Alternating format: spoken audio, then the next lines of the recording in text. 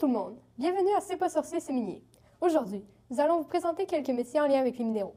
Et il y a plus d'une centaine de métiers dans ce domaine, et pas seulement ceux dans les mines. Parmi tous ces emplois, 6 de ces professions ont attiré notre attention, et nous allons vous les présenter dans cette vidéo. Les électriciennes et électriciens ont pour but de dépanner et réparer tous les systèmes électroniques pour le fonctionnement des installations minières. Ils travaillent à la terre ou à la surface et s'occupent aussi des équipements fixes. Ils font le montage des câbles, des appareils d'éclairage et des appareils de communication. Et ils se chargent de tests de courant, de tension et de résistance. Pour devenir électricien, il y a plusieurs formations possibles, comme un DEP en électricité, un DEC en technologie du génie électrique et une formation modulaire du travailleur minier. Un autre métier est agent et agente de bureau. Pour avoir ce métier, on doit avoir un DEP de comptabilité et un DEC en technique de bureautique. Les agents et agentes de bureau d'une entreprise minière effectuent diverses tâches administratives et collaborent avec différents services tels que l'administration. Ils font une rédaction de communication et information, saisissent les vérifications, tri et classement de données ou de renseignements et travaillent avec les gens.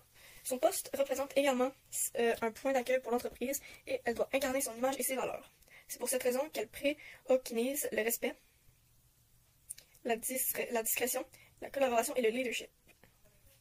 Les opérateurs du traitement de minerais s'assurent du bon fonctionnement des machines fixes dans les usines de traitement. Ils maintiennent un circuit de procédés efficace pour traiter le plus de minerais possible.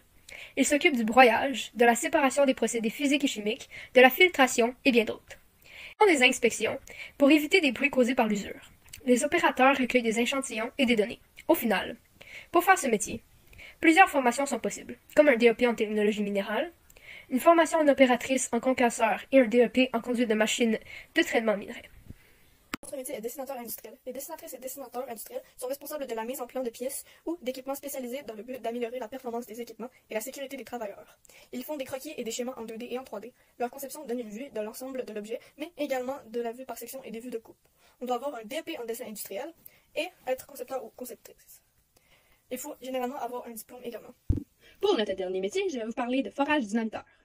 Pour devenir foreuse, vous devez étudier dans le programme d'études forage et dynamitage. Cela vous prépare à l'exercice du métier de forage dynamitage et de forage dynamiteur, à la fois pour le secteur de la construction et pour celui des mines et des carrières.